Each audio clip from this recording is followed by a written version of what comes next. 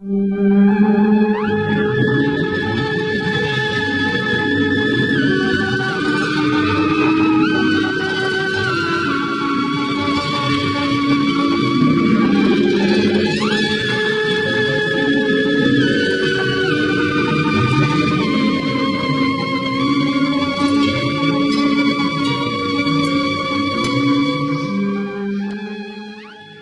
we are back using a little bit of a new Zencastr interface here. So I hope it's going to work out the same. Zencastr keeps improving all their gear, so we're a little bit of beta testing here. But Tim, you were in Vegas. Yeah, Vegas did a little bit of shooting. You're not going to do any name dropping right now, but a kid that's making a movie, I'm going to help him produce it. And, it's really interesting to get that other side of the business sort of rolling along, as you know, as we have all these projects that we're working on. It's something about that feels right about now. And I particularly like helping young people, I say kids, 30, 35. I have no idea how old Trevor is. But he's half as old as me, bring things over the finish line. And, so that's one of the projects we were working on.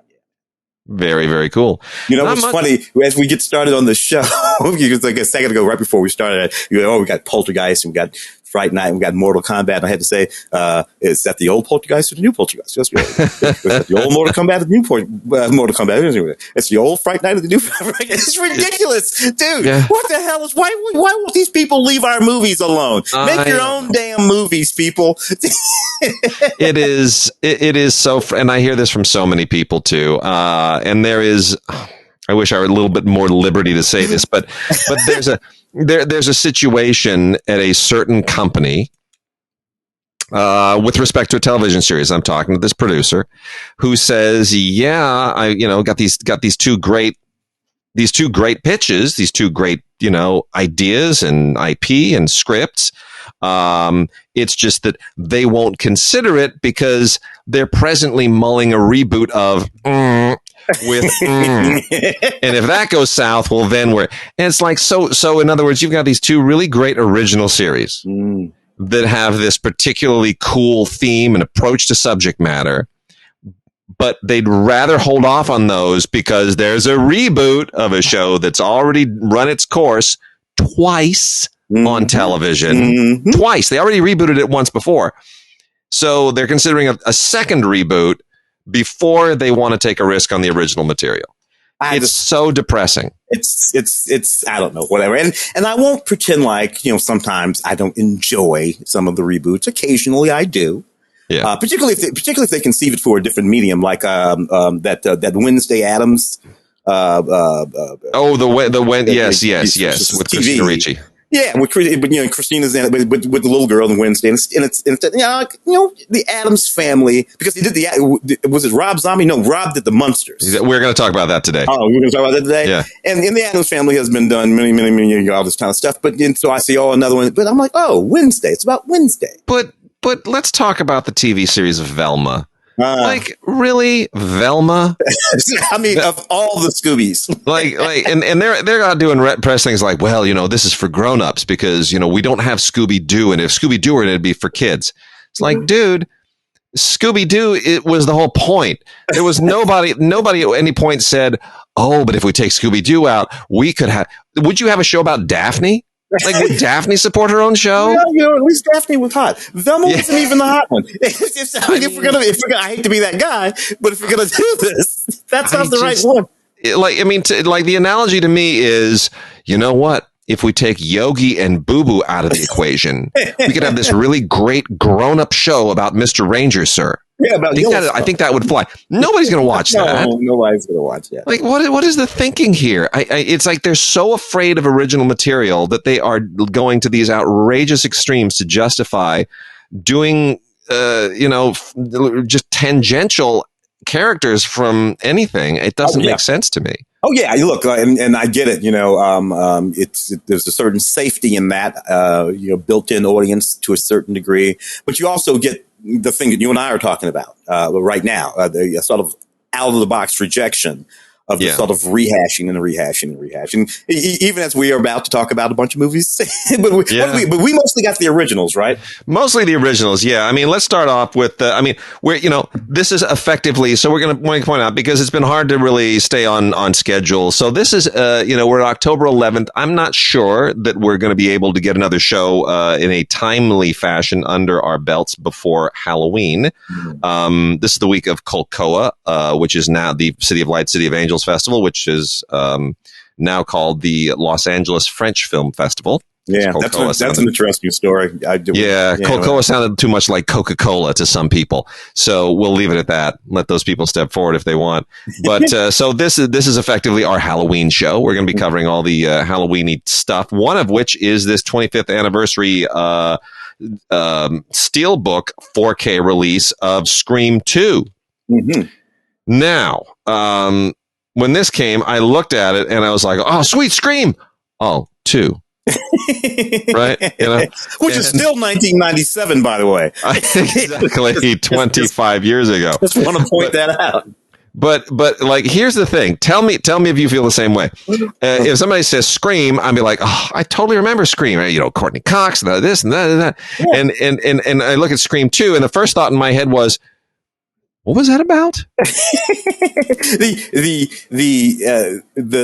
thing that I remember about Scream 2, the thing about Scream, you got that great opening sequence with Drew Barrymore and all that, and Scream 2 equivalent with Jada Pinkett. Yeah, I think, and then the movie's out of my head, as are all of the rest of the Screams, because there were several more after that, and of course there's the Scream reboot, I think.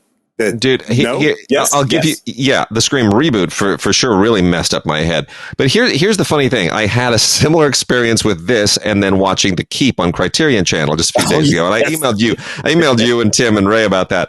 First of all, it's a terrible print, but I don't think Paramount has a decent print. It's sort of like the last one that came from a fourth run theater somewhere, and they just film chained it with scratches and all at the front. It's terrible. Yeah. But, The Keep, I still don't understand. I don't know where the monster guy comes from. I don't know why Scott Glenn has, why he glows blue and people shoot him. None of that makes sense to me. I have no idea why anything happens in that movie. Yeah. But I'm looking at it and I'm like, oh my gosh, Scott Glenn. I forgot he was in this movie. Gabriel Byrne plays the Nazi. I forgot Gabriel Byrne was in this movie. Ian. And you're Ian McKellen, a young Ian McKellen. Yeah. I didn't know Ian McKellen when I saw the movie the first time, and I didn't know what he looked like when he was young. And it's weird. I feel like he should be old. I mean, it's very weird watching these movies that you haven't seen in a long time, where the cast, now you know them all. Yeah, but you didn't at the time. It's very strange. Now and so it's the whole thing there. It's a whole thing, and Scream 2. I'm looking at this, and it's not just Courtney Cox and David Arquette and Neve Campbell. Fair enough, but looking at it now, I'm like, oh, Liev Schreiber, Heather Grant, oh, Jada Pinkett, oh, Jerry O'Connell, oh, Jamie Kennedy, and Sarah Michelle Gellar, and I've seen that movie. Liev Schreiber's in the movie. Like you sort of go, oh. They've all. I don't think I remembered that all these people were in this movie at the same time, and some of them were wonderful victims. They got taken out. They got taken out. Yeah. Well, anyway, how do we feel about Scream 2? Has it aged well? Well, look, when we think about that whole run of Scream movies, Scream 2 is the second best one. I shouldn't do that. I shouldn't laugh at my own jokes. It's terrible. I'm so bad. It's so embarrassing. But I literally, Wes directed this movie. And, yes. And I will say this about it. Those two movies have the imprimatur, the stamp, the design of Wes Craven. And then after that, they start doing all kinds of wacky stuff. But these movies look and feel like Wes Craven movies. And I don't remember a whole lot about this one. It's just sort of, I do like that it's sort of like the Halloween films. Yeah. It just picks up where the other one left off. Yeah. And we just roll on and do it again. And they kind of lose the thread after that. The 2022 Scream, even though Courtney's in it and all that kind of stuff, didn't really need that. If you're gonna have the Scream movies, it's the first one and this one that you need to have. Yeah. And Kevin Williamson, I'll give him some credit too. I mean, these are very smart scripts in the sense that he understands that he has to sort of, be the genre and riff on the genre at the same time. And that's a tricky balancing act. You know, these movies come in at a moment where everybody is already a little bit cynical about this. And so he understands people want to both get the scares, but laugh at the scares at the same time. And he's able to find that sweet spot. And Wes, of course, is able to direct it that way. So it's a great tandem. I think Scream 2, I agree with you. It's the second best. Yeah. I agree. I'll drop a few more. Sarah Michelle Gellar is in this movie. Joshua Jackson is in this movie. Timothy Oliphant is in this movie. Jerry O'Connell is in this movie. Laurie Metcalf is in this movie. I know. Portia de Rossi is in this movie. It's just, it's just going to have it's ridiculous. It's crazy. No, it really is. Great commentary by the late Wes Craven with his editor and producer, and the other extras are all on the Blu-ray disc. But it's fine. It's as a 4K, I'm not going to say you gotta bone up your 4K collection with it. It's not a must-have, but for fans, it is a nice upgrade. Another Steelbook, Fright Night. Oh my goodness, I hated this movie. The 1980 5. That's it. The original Tom Holland. The original Tom Holland Fright Night, which I hated at the time and I still hate. I don't like this movie, but I understand. I will be fair. I understand why people like it. I totally get it. It's of the moment. It's very much of the genre in that moment. Roddy McDowall, he brings a certain cred to it that elevates it just a little bit. Tons of extras on this thing. So forget about, me being a dork. They've got a, I can't even get into it. It's Brian Fuller talking with Amanda Bierce, the queer lens. There's an anniversary script read, 35th anniversary script read. Not very interesting, but I guess if you're a big fan. Audio commentary with Tom Holland and his actors, and audio commentary with Tom Holland and the actors and the FX artists. There's a Roddy McDowall featurette on here, just a ton of stuff. But ultimately, the question is, it's a Steelbook. Does it justify 4K? I think only if you're just mad about this movie. I don't find it very scary. I've never found it very scary. Well, it's mostly funny. Practical effects, though. I love the practical effects. But still, they remade this one too, of course, a couple of 4 or 5 years ago with Anton Yelchin.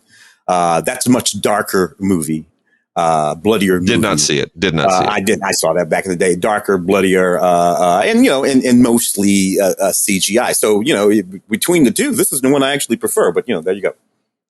Another Steelbook, Bram Stoker's Dracula, the Coppola film. Now, Coppola, I hope he lives long enough to finish Megalopolis, because, Lean never made Nostromo, Kubrick never made Napoleon. There are all these unmade kind of masterful dream films that we imagine, if only he had lived, he could have, made this or that or the other thing. So Megalopolis, let's hope that actually becomes a reality. But in the Coppola corpus, this is also a 4K Steelbook, 30th anniversary. Can't believe it's been 30 years. I mean, that's just weird to me. 1992, yeah. I mean, this is as old to us now as Lawrence of Arabia was when we saw this. How do you feel about that? It's dizzying. Also, when we saw this, I was literally 1 year, half the age that I am now, -1. When we saw this. Yeah, I was 30 when we saw this. I'm just glad that we can actually talk about this, and that we're not this movie. This movie took a good poking for a whole bunch of reasons. It did in '92. Interestingly, this movie has worn quite well over the course of the last 30 years. So agree. I was going to say this. It's better now than it was then. Yep. In terms of a watch, in terms of of an experience, it's a better movie than it was in '92. Oddly, what do you think? What is that?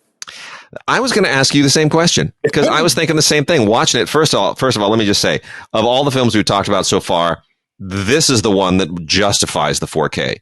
This is a beautiful 4K transfer. Like, does this make a difference? Yes, it does. The blacks, the contrasts, the reds, all that stuff where 4K is just like miles ahead of regular HD. That really pops here. And there aren't a lot of films where, like, let's say Fright Night, for example. To see Fright Night an advantage on 4K over the HD, you kind of have to A/B them. You got to sort of have two monitors next to each other and calibrated the same and go, okay, I can see, in this part of the frame, the fewer artifacts, and here, I get like, I can see how it's improved, but it's not going to improve my experience. Dude, night and day.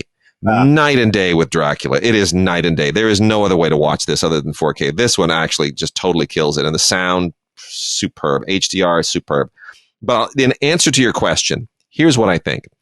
I think that movies have gotten so bad and so predictable and so derivative, and the visual effects have become so turnkey that when you look at this, you feel like, well, that's what, it wasn't that, it didn't feel that great at the time, but compared to the way things are now, there's a nostalgia factor because we wish that today's tent poles and today's genre films put this kind of artistic effort into them. That's what I think. Yeah, as opposed to, like you said, turnkey special effects, and the special effects very often come first. Yeah, there's a team who can do a certain thing, and that thing is cool, and we're going to use that thing. Now, what's a movie we can take and stick that thing in? That is wicked. Oh, we can stick a Dracula movie or whatever the hell it is into this ability to do this thing, and very, very little thought goes into narrative and story and in character and performance.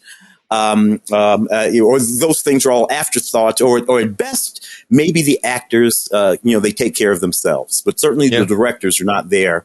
Trying to get a performance out of these people. Wow. And I deeply appreciate a lot of the filmmaking here. I mean, is Keanu Reeves still kind of annoying? Yeah. Is Gary Oldman's accent still completely unplaceable? Yeah. You can go down the checklist of the things that were annoying about this originally, and they're still annoying. But the stuff that we gave it credit for at the time, I don't think we gave enough credit for. I think there's some really great filmmaking here. That whole Vlad the Impaler prologue is just dazzling. That's some of Coppola's best filmmaking. That's beautiful stuff. Yeah. So, and I think some real bravura acting. And we poked at Keanu back in the day. But you know what? Even when I watch him in this movie, the thing is, he's effective. Winona, she's effective. Anthony Hopkins. They are effective. They're achieving the intention of. And I'm like, you know what? Sometimes we need to just shut up and just enjoy the damn thing. That's what it is. And that's what this one is. All the extras are on the Blu-ray. I'm sorry about that. There's not much else on the 4K disc itself other than, featurette and a music video with Annie Lennox, which is fine. But, you're not getting this for the extras necessarily. You're getting it for that great 4K experience. And I was surprised that there is so much good 4K experience also on Army of Darkness from Scream Factory, Shout Factory. Loads of special features here, and they're in 4K. That's the nice thing.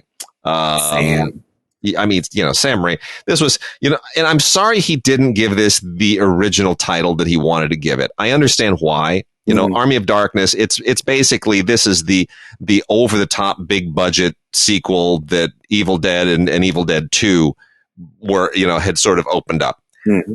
But the original title was going to tie it to Evil Dead and Evil Dead 2. The original title was Medieval Dead. Now that's funny. That's killer. That's funny. I can see how the people at the studio were like, first of all, most people don't really know what that is.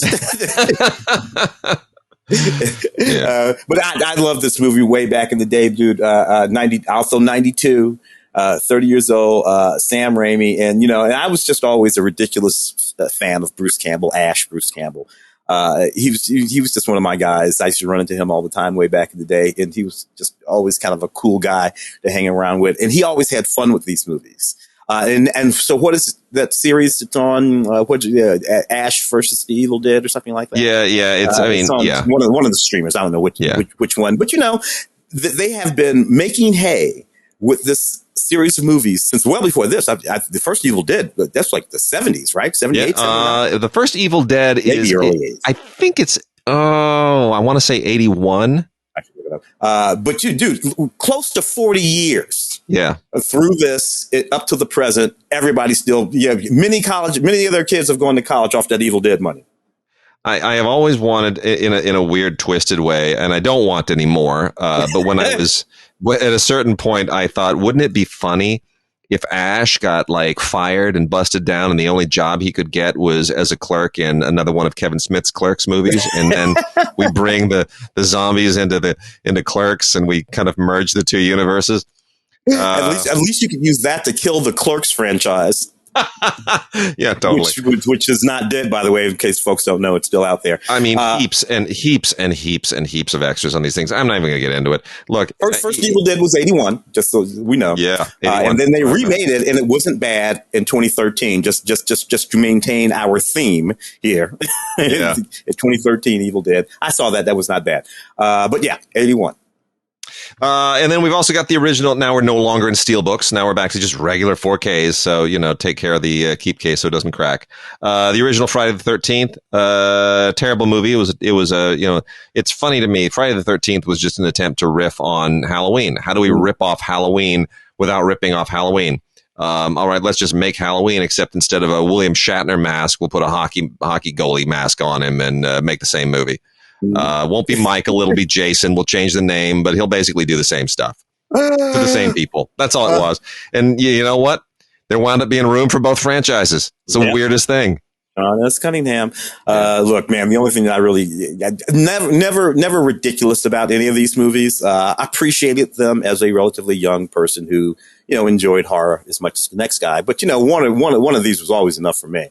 The only thing on here, which is worth watching, which is on the uncut version of this. Just want everybody to understand. There is an uncut version that's a little bit gorier. Sean S. Cunningham does a cast and crew commentary for the uncut version, which is fine. It's fine. It's probably the best thing on here. I Know What You Did Last Summer. Never really liked this either. Just felt like the 10th dip into this genre. How do we invent, another serial killer? What do we give him? I don't know. Can we give him a new mask? I don't know. What do we give him something else? I don't know. Freddy has claws. All right, let's give him a hook. That felt like the gimmick the only gimmick they had that they could hang their hat on here. Yeah. But again, Kevin Williamson. Yep. Brings it with the script and gives it more credibility than it deserves. Not as good as the Scream stuff, but in the same genre, it's better than it has any right to be. 4K, 25th anniversary, deleted scenes, commentary on the Blu-ray. The deleted scenes are 4K. Couple other interviews on the 4K, and then everything else is on the Blu-ray. I don't know. Do you have any great affection for I Know What You Did Last Summer? Well, I happen to cover the Junkets for this way back in the day, and again, I'm looking at this list of folks and all these folks that were in this movie. Jennifer Love was kind of big at the time already, but Sarah Michelle was not. She had not yet become Buffy, and Ryan Felipe and Anne Heche, who we lost, down a couple of months ago, however long is in this movie, and of course, Freddie Prinze Jr. was about halfway through his career. He was going to be finishing up pretty soon. With this movie, and so I remember that about this movie. It's another one of those ones where there are a whole lot of folks in that movie that went on to have actual careers and be quite enjoyable. Now, what happens in this movie? I don't know. I don't remember what happens. I know, I know what they did last summer. Yeah. I know that, and then the guy with the hook and how that guy and the hook and all that stuff came together. Mostly, I don't remember it all. I do know, in keeping with our theme, I think this is a streamer, right? This is a TV series now, if I'm not mistaken. Oh, it is, isn't it? Yeah. I think they turned it into a streamer, or maybe it's just one of those CW series, but it's still given. So Kevin Williamson, a little bit more. Well, we also have the original Steven Spielberg the original Tobe Hooper directed Poltergeist. Yeah. One of my favorite little cartoons, which ran in Starlog at the time. It represented how everyone felt, which is there's a picture of Tobe Hooper sitting in a chair with his crying into his hands, and Steven Spielberg standing behind him with his hand on his shoulder, and there's a projector next to them. And Spielberg says, "I'm sorry, Toby, but the chainsaw has to go." And I think that's kind of how everybody feels, is that, is this really a Tobe Hooper film, or it's a Spielberg film in every conceivable way? Yeah, Steven, of course, wrote it. He did. And and I don't know. I remember loving this film on the day, 82. That little girl. Same year as E.T., by the way. This was the Spielberg summer. Yeah. About a decade before all the other movies. And that little girl looking into that TV screen, which we don't have anymore. There's no such thing as static on a television screen. I know. That doesn't exist anymore. So a lot of folks looking at that would today would probably be wondering, what the hell is she? So that was just completely frightening. Again, with the practical effects all over this movie. A little bit of CGI, fresh, 1982 CGI, but mostly practical effects, with the TV screen and all that stuff. That's the stuff that I loved about this movie. I thoroughly loved Poltergeist. I remember this is, it's funny. There are certain film experiences where you remember when you saw it, with whom, what time, the whole thing. I remember this so well. It was a Saturday matinee, Saturday afternoon at what were then the Plitt theaters in Century City, now torn down and replaced by the CAA building. They were Cineplex after that, but it was the Plitt Theater before they split it, when it still had a balcony. And I saw it with a bunch of buddies, including my now deceased friend Blake, who was a little guy. Blake was very light. And their seats in the era before the electric reclining seats, they kind of bounced a little, right? They had a little, like the back was a little bit on a spring. And I still remember in the middle of the movie, Blake, who was, I don't know, he couldn't have been more than, we're in high school. He couldn't have been more than about 95 pounds. He's a really little light guy. So Blake is just kind of bouncing on the chair. And so help me, Blake catapulted himself into the row in front of us off of the back of the chair. In the middle of this movie. That's hysterical. It was the funniest thing. I'm like, dude, what? And he starts laughing, and I can't even remember what part of the movie that we missed. And it wasn't that crowded because the movie had been out for a little while already. Fortunately, another chair. That's just so funny. Yeah. Anyway, I really do love Poltergeist. I think it ages incredibly well. It has this wonderful documentary on here. They Are Here: The Real World of Poltergeists. Which is, it gives you, some context into the reality of what underlies the film and what, the whole paranormal, backdrop. There's also the making of Poltergeist in a trailer, all of which are on the Blu-ray, but the 4K is a really, really excellent 4K transfer. So big time kudos there, to Warner Brothers for doing what they do to all this stuff, and just really, really, Warner Brothers just does great 4K work. And of course, the reboot, 2015. Yeah, see, they all keep rebooting it. Yeah, Sam Rockwell. No, who was in? Yeah, Sam Rockwell, I think it was in that movie. Yeah. So let's get into just the last handful of 4Ks here before we move on to things. There's also, did you see the DC League of Super Pets animated movie a couple of months ago? Yeah, didn't do very well, did it? No. I could have told him that. Yeah, that I don't know. I did not see that as a further exploitation route of this particular DC superhero universe. DC just don't seem to be able to get anything right. I don't know who pitched this and why nobody pushes back. I mean, all the studios, everybody needs somebody at a certain point who raises their hand and says, "Emperor's got no clothes. Yeah, we need that kid in the room more often." Everybody's too afraid now. I mean, look, is it well animated? Does it have cute moments? Yeah, but I mean, now the question is, there's so much product out there. Do I need this? Does this plug a hole? And the answer is no, not really. Not really. I mean, there's some fun stuff on here, like find the Easter eggs. Okay, that's cute, but I just don't know any kids that would respond to this. And what's ironic is we also get this the same week, obviously deliberately timed, with the complete series on DVD, not 4K, of Crypto the Superdog. Mm-hmm. And, here's the thing. This probably cost 1/1000th, 39 episodes made for like a minuscule fraction of what they spent on that movie. And it is more enjoyable because it understands this is a kid's show. Yeah. It's not trying to be, oh, we're spending, 85 million, so we got to somehow get the adults and get a little more. It's not trying to, be the ultimate family thing. It's like, look, we spent, $1.50 on a kids TV show. It's a Saturday morning deal, 39 episodes, love it or leave it, but we're not going to lose our shirts on it. And it will live in the place where children will see it. Children will see it streaming or on television or whatever. Children are not clamoring to be taken to a movie theater to see, any of these sort of cartoons. They know they can actually watch at home. Why are we at the theater for this? We can. I can watch it at home whenever I want to. So it doesn't make any sense. And I like the voice characterizations of the characters better. And, it's just the whole Super Pets thing. The comedy is better. The writing is better. But there it is. There it is. The complete series of Crypto, the Super Dog on DVD, more enjoyable than DC League of Super Pets on 4K and cheaper. Mortal Kombat, got another one. I'm just going to toss this up. Mortal Kombat Legends Snowblind animated, pushes, it's not for me. This is for people half my age, if not younger. I'm not really following the, I don't know what Earth Realm is or any of this stuff anymore. I really don't. They've created a universe for Mortal Kombat that just, requires too much work, if I can put it that way. So, if you're a fan, new live action Mortal Kombat in theaters. Didn't like that either. Or something didn't like that either. Yeah, so there you go.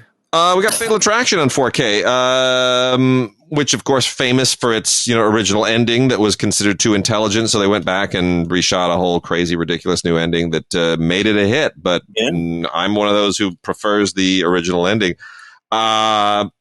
Tim, your feelings on the at the time of the 35th anniversary of the first 4K release of Fatal Attraction. How does this movie age? Well, it's a little tough, man. It post Me Too, or in the middle of Me Too. I guess we're not post Me Too. This movie, because even at the time though, there were some people who were upset that the character Alex Force character that Glenn Close played it was effectively called the crazy woman. And he's the cheater guy, and she's the crazy woman. Even that was talked about at the time. Today, probably couldn't make this movie constructed in this way. I don't think you could, man. I'm not sure it would get past executive scrutiny. No matter which ending, because you spoke about that ending, the end of this one, we know what happens to that. No matter which ending, at the end of the day, I think today this movie would play as though it's a movie that lets the cheater guy off the hook. I think that might be the take on it. Yeah, it's interesting how times change, and it's interesting that this was made by Adrian Lyne. We got another Adrian Lyne movie we're going to be talking about shortly, which I think suffers from the same issue, frankly. But we'll get to that momentarily. In any case, 4K Fatal Attraction, finally out. Fascinating artifact of its day. We also have our last two 4Ks here is a double feature from Paramount as part of the Paramount Presents series, which is fascinating to me, from 1951 and 53. War of the Worlds and When Worlds Collide, a 4K double feature of two 1950s era, early atomic era science fiction classics. And really, they look great. It's a wonderful, wonderful, wonderful thing that Paramount has done here. Very smart to put these two films together, because I think, and you tell me if you think I'm wrong or right on this, I never really thought of putting these two films together. But it's not just a shameless marketing ploy by Paramount. Oh, let's, try to. No, these films really do represent something in 1951 and 53. We're talking just years after the atomic explosions, the end of World War II, and fears in 51 and 53 during the Korean War that it might all happen again. And I think both of these films represent kind of a different silo on the paranoia that was common during the duck and cover moment. Absolutely. In that period, in particular, and particularly when worlds collide. War of the Worlds, a much more well-known film, of course. But when worlds collide, I think that's a special film too, Rudolph Mate. And the idea that Earth is doomed. And I think that we just had not an experiment. I guess it was an experiment. NASA just did an experiment where they had to move where they crashed something into a asteroid to move it. Like this literally just happened. Not that the asteroid was coming toward Earth, but they just wanted to figure out, how do we do this? So this is stuff that was being thought about in 1951. This movie is far and away better than, say, Don't Look Up from last year. That movie about the asteroid coming. This movie is far and away better than that movie. And then there's a whole lot of speculative technology in both of these movies, particularly when worlds collide. That ship that they put on the end of the ramp, that rocket ship, it's like a jet ship or something. Like they put on this ramp that goes up across it and they rocket out. Yeah. This is speculative technology that they're actually thinking about now, almost 100 years ago. So anyway, I like this movie quite a lot. War of the Worlds, great movie. Love War of the Worlds. But When Worlds Collide, make sure you check that one out. A lot of people don't know that one really as well. And the caveat here, which is buried a little bit, just so everybody understands, War of the Worlds is the one with the 4K restoration here. It is beautiful. It's fantastic. When Worlds Collide is only on Blu-ray, but it looks amazing. You're not missing anything. You're not getting anything. It's I believe it's a 4K transfer, but it's 4K in high def, right? So, but having both of these films on the same set is really wonderful, and can't recommend it highly enough. Beautiful extras for War of the Worlds in particular, and I just think it's really smart to put these two together. It's just a great artifact of the period. Our last 4K is a STEELBOOK, and it is a Best Buy exclusive, so you can only get it at Best Buy. But it has been out in 4K previously, not as a disc, but for in digital. You could buy it digitally, but now you get the disc, and it is Steven Soderbergh's The Limey. Gosh, Tim, why do we? 1999. That was 99. Wow. I know, over 20 years ago. Why do we love this movie so much? I mean, what is it about this movie? There's something so deeply true about this movie, and of course, this is the wonderful way that it's put together, using all of that footage of Terrence Stamp, a young Terrence Stamp from previous films, to tell this really just deeply moving story. Original story, Lim Dobbs, the screenwriter, original story. That the thing that we've been talking about, and Peter Fonda, and just one of the best performances of his career, along with Terrence Stamp. It was really just such a good film. So good. And I mean, it has one of my favorite shots in movie history, which is because it's chilling, but it's hilarious at the same time, which is that lock off shot of Terrence Stamp showing up at the house when everybody's mulling around, and the security guard tries to kind of rough him up, and he winds up just throwing the guy off the balcony. And it all takes place in the background, and it's where you realize this guy's a badass and he's going to get away with everything. Yeah, he's just going to do what he wants. Probably don't want to mess with this guy. You're not going to mess with him. But he has a good, solid motivation, which is what I really love about it. Yep. The death of his daughter. Yep. The Limey. Absolutely terrific. Really, really great 4K. This is, just an absolutely terrific transfer. Lionsgate, and it's a Best Buy exclusive. You can only get it at Best Buy.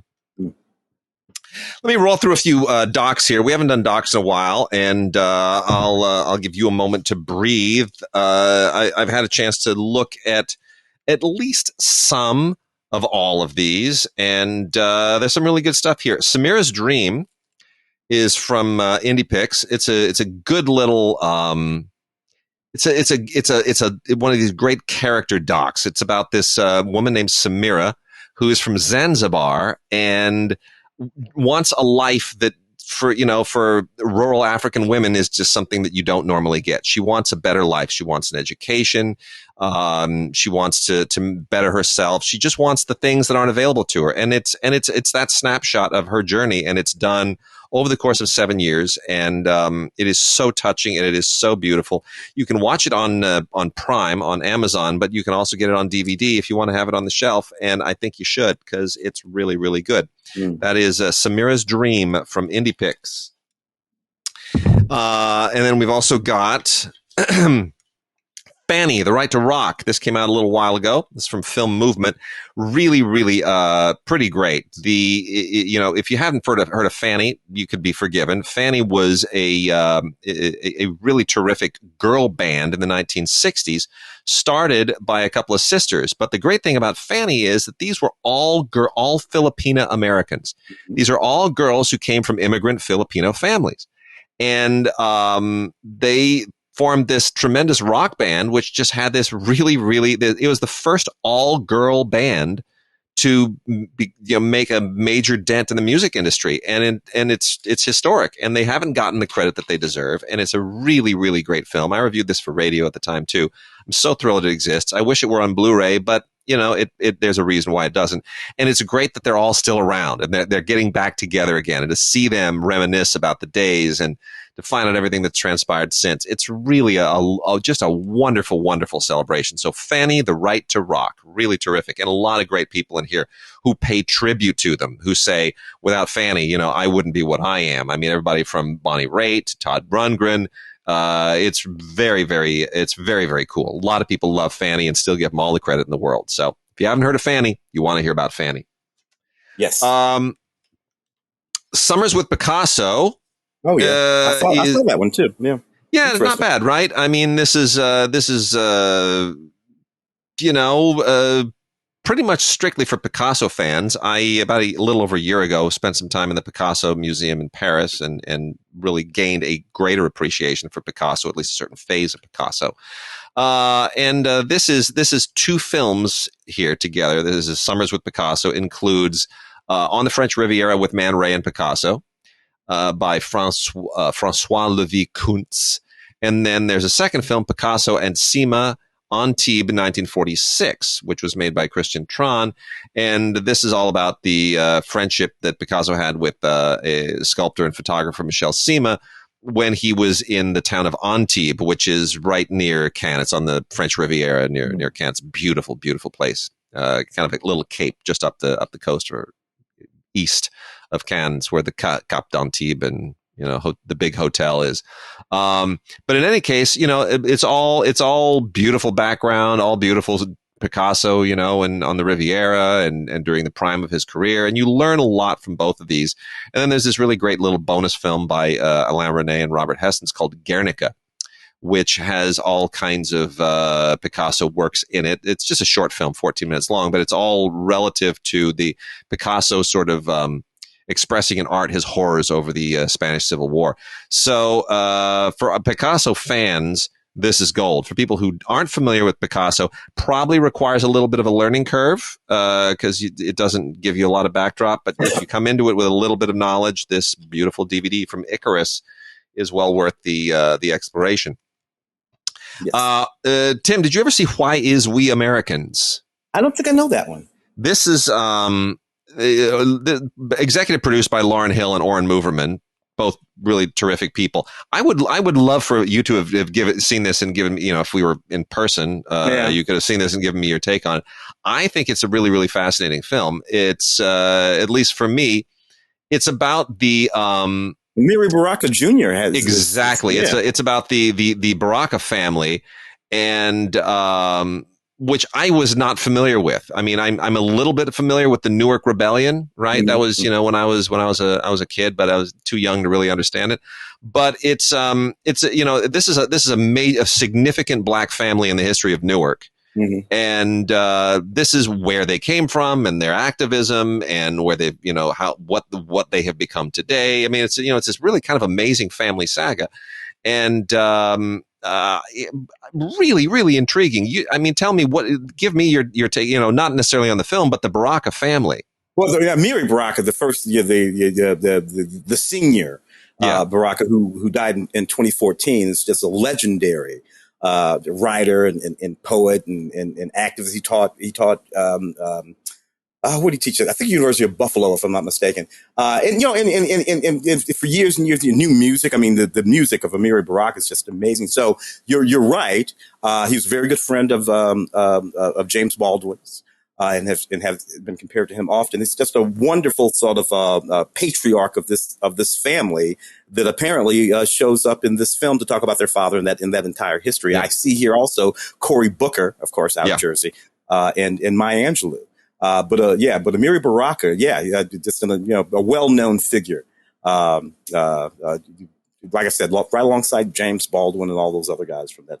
Well, that's from Corinth Films. It's on DVD, and it's directed by Udi Aloni and Ayanna Morris. So really interesting history there. And I feel bad for making fun of Newark, because I always kind of make fun of Newark. Everyone makes fun of Newark. I'm like, maybe I shouldn't be so tough on Newark anymore. Got a Blu-ray and CD combo set here. The Police Around the World, restored and expanded. This is the first world tour that the Police, not like the Law Enforcement. For those who are of a certain age, there was once a band called the Police. Yeah. Once a band. That's where Sting came from. He came from a band called the Police. Sorry to have to get a little back on that. But anyway, this is the album and the Blu-ray of that original first world tour, and it's a great jump back in time. It's a great little flashback. It's pretty cool. The music is really ultimately what it's all about. This all took place in 1979 and 1980. And it's a great little blast from the past. So I really enjoyed this. I'd forgotten how much of this I had already seen. The documentary documenting their world tour is very much of the moment. It's very 79 80s thing. It feels very MTV, but it's really, really cool. So The Police Around the World, restored and expanded. Putin's Witnesses. That's timely. This is another Icarus documentary. It really, it's knowing what's going on right now in Ukraine and how close we are to the brink again. It's rather fascinating and chilling to go back to this, because it takes us all the way back to 1999. When Boris Yeltsin basically handed the reins to Vladimir Putin, and everybody said, "Who?" Yeah. And the director of this, Vitaly Mansky, he started capturing footage of Putin at that very moment, and he was working for Russian television. He was a news guy on Russian television. And he, in many respects, was responsible for creating the myth and the mystique of Putin that he carefully exploited in the years over. So it feels almost like it almost feels like an apology of sorts for what he did. You know what I mean? You get the feeling that he wants to do this as a mea culpa. In any case, It really is fascinating to revisit all of that, and it's just, your blood runs cold a little bit watching it as you go back in time and realize, we didn't realize what was happening at the time. Yeah. Great Blu-ray feature length doc. The Beatles in India. This has been the subject of a lot of ridicule too, when the Beatles went all kind of guru and started hanging out with the Maharishi Mahesh Yogi. I don't know how many people know the Maharishi Mahesh Yogi, but he was a guru, and he used to have a TV show that aired pretty much every day on what are the high channels? UHF or VHF? Which one was? Yeah, UHF. Yeah. Yeah, it was like on this UHF channel, and my buddies and I, and when we were in high school, you had to have the round antenna. That's it. You had to have the right antenna, and so and there were two knobs on the TV, right? One was UHF, one was VHF, and VHF had all the normal channels, and UHF was like, I don't know, maybe if we're lucky, we'll get something. And we used to race home from school and run over to my friend William's house, because he, lived in a place where he could get that reception. Man, we would we'd tune in Maharishi Mahesh Yogi. We would watch that guy, and I'm sorry if I'm offending anybody here, but man, we would have no idea what he's talking about. We would watch him for just like an hour, and he'd just talk, and he would do this thing. I know I should be talking about the Beatles, but whatever. I gotta go Maharishi. And every once in a while, he would stop in the middle of a sentence and go, and then he'd start talking again.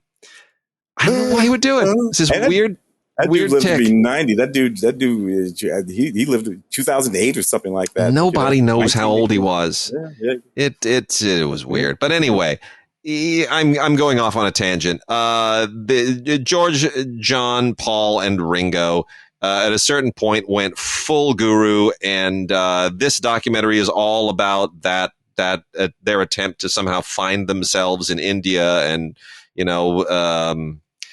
they're incredibly wealthy, and they're looking for something that they didn't find in Liverpool, and they hadn't found in wealth. And that part of it feels more profound, I think, than people have given it credit. But anyway, it is a very, very interesting doc. Very interesting. Is that the Paul Saltzman doc, or is it who directed that one? This is directed by, you'd think I would know that right off the bat. No, this is directed by Ajoy Bose. Ajoy Bose. We'll have to look that one up. There's one from a couple of years ago, Meeting the Beatles in India, that Paul Saltzman directed. That I think Morgan Freeman did the voiceover for that. And so that's the Maharishi's in that too, and David Lynch and a few other people. So it would be interesting to sort of compare those two. We probably talked about it a couple of years ago. So here this kills me. Tim, I'm showing this to you. It's Scarf Face. See that? Yeah. See it? They did. So it looks like it's Scarface, but it's, the artwork is Scarface, and then instead of, Al Pacino in the middle, it's a hot dog. This has nothing to do with Scarface. Nothing. They just they exploited it for the hell of it. This is basically a doc about competitive eating contests, and I didn't want to eat for about 3 days after watching this. It's really gross. This is from IndiePix as well, and Kobayashi, the Japanese guy who just somehow can shove more hot dogs in his gullet than any human being alive, it's scary, that Nathan's hot dog contest. But this goes on to all kinds of other stuff and other people, and it's kind of gross. I don't really understand why people do this, but you know what? They do it. And there's some good audio commentary stuff on here with the co-directors, Joseph Ruser and Sean Slater. And they talk about why they made this. There's outtakes that are going to turn your stomach. And an interview with journalist Walt Hickey. So, I guess if that interests you, go for it. Yeah. Knock yourself out. Nick Cave, 20,000 Days on Earth. This is a film by Ian Forsyth and Jane Pollard. This was at Sundance. It is... It is a fascinating look at Nick Cave's creative process, and not everybody's a big Nick Cave fan. His movie scores are a little bit twee, and I think some people are, they've sort of written him off as being somebody who's a little bit. It's sort of like he's a little bit fringier than what's the Radiohead. Yeah. He's like Radiohead light or something. Yeah. Anyway, but his creative process is fascinating, and if you aren't a Nick Cave fan, I think this is well worth watching, especially in Blu-ray. It's very, very nicely made and very, very well shot. Ian Forsyth and Jane Pollard, 20,000 Days on Earth. Blu-ray. I'm a Bad Seeds fan, He has a lot of music in that new Jeffrey Dahmer documentary that's out now. Yeah. Monster or whatever they called it. Nick Cave stuff. Yeah. He even has some stuff in Blonde. He did have stuff in Blonde. I was going to bring that up too. Yeah. Yeah.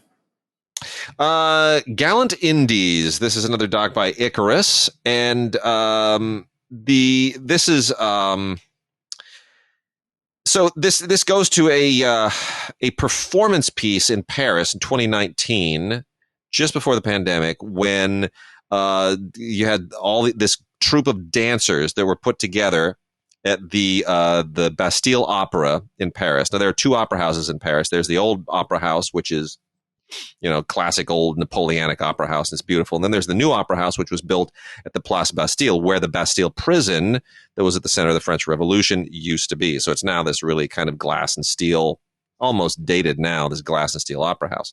So this is a production of Les Indes Galantes, done with all these dancers in a very new kind of cool way. Les Indes Galantes is a very famous piece of French stage production, and so this is all about that new production from 2019, and it's done in a way that it's meant to sort of culturally reflect how France has changed. the way that it has changed ethnically and culturally, the way that it's now basically a society that's a melting pot and integration of all of the former French colonies, and that the meaning of what it is to be French is in flux, which France takes as a point of pride. And, if you're not familiar with the piece itself, it might take a little getting used to appreciate what it has been and what it is now and how this interpretation is meaningful. But it's really quite jarring, and it's quite beautiful. And, you get a great look at this creative process as well. Gorgeous. Not to mention the music. And usually it's ballet, but because this is these dancers are from all kinds of different backgrounds and genres. You have modern, and you have tap, and you have all kinds of things that are happening in this opera, in this ballet, which is so it's beautiful. Pretty great stuff. Monoblock is also from Icarus. This is the story of that infernal plastic chair that everybody owns, that sits in everybody's garage, and they're stackable, and there's a million different variations on them. And there's a reason why everybody owns them, because they're cheap and somehow they work, and but at the same time they're filling landfills all over the planet. And this uses that infernal chair as kind of an entree point to look at issues of economics and inequality and sustainability. And the chair is kind of this nexus point for all of these larger conversations. But all I could think of in watching this was, I hate that chair. I hate that chair. I've got like 4 of them stacked in the garage, and I don't know what to do with them. And I don't want them to go into a landfill, but I can't, they're not worth anything. What do I do with them? Yeah, and that's sort of the point. It's not. There must be 20 of them out in the back right now, and somehow they seem to multiply on their own. I haven't bought any. I didn't buy any of those. Yeah. I don't know whether, but whenever somebody comes, I have this target complex. They bring one. I know. See, that's what it is, right? And people move. Every single one that we have was given to us by somebody who moved. Yeah. Hey, you need this chair? No.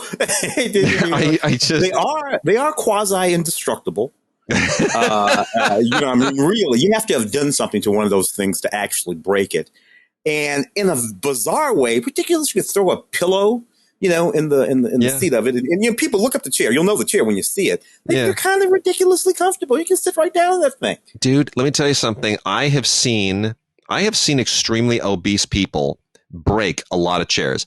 I've seen when I worked at the theaters, you think some of those theater chairs are destructible? Man, nope. I've seen obese people come in and crunch. I've seen obese people break chairs on airlines where they had to tape it off. Yeah. I have seen obese people break every kind of chair.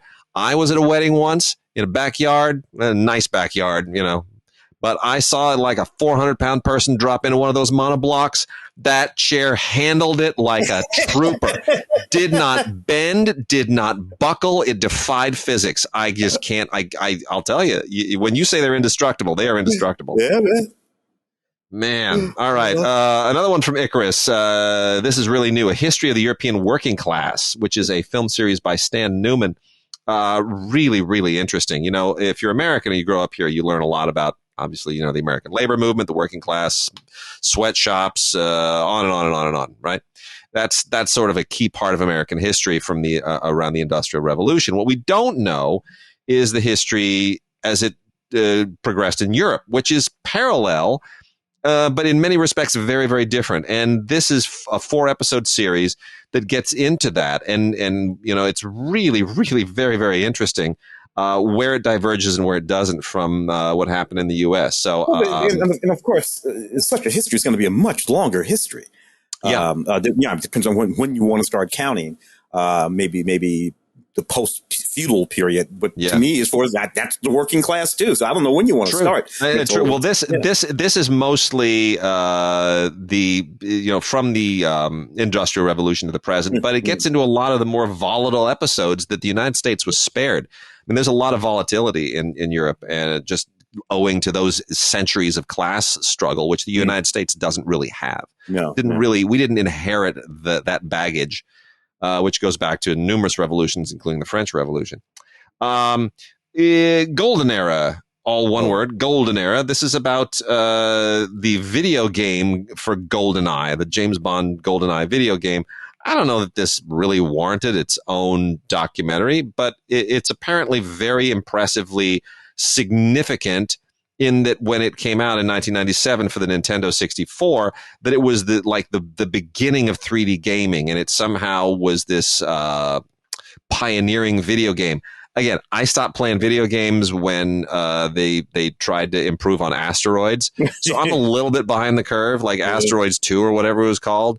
Not or Megaroids, or I can't even remember what it was, but it was the sequel game to Asteroids, and it was not as good. And you're like, not into it. And I kind of threw the towel in at that point. Yeah. So I don't really understand the overarching relevance of this thing, but somebody will, and that's from CineDime. So that's Golden Era, very narrowly tailored doc. Blu-ray called Cinematographer, which is a study of cinematography as practiced on certain films by certain people. And in this case in particular, they're really looking at films in the 70s and 80s. Owen Roizman and Jack Green are sort of the central figures here. Dan Asma directed this. I want to mention this because it's good, but it's not comprehensive. It's like a nice snapshot of a certain kind of cinematography from a certain period and the work of certain men. I didn't spend a lot of time with it because I prefer something much more comprehensive and in depth, but it's still, if you have a chance to see it, it's good. Don't go out and buy it. I wouldn't make an over effort, but if it winds up on streaming and you can see it, it's worth watching. Randy Rhoads, Reflections of a Guitar Icon, after 40 years, narrated by Tracy Guns, from, Guns N' Roses. I'm not a big Randy Rhoads fan. Tim, you're more the music guy.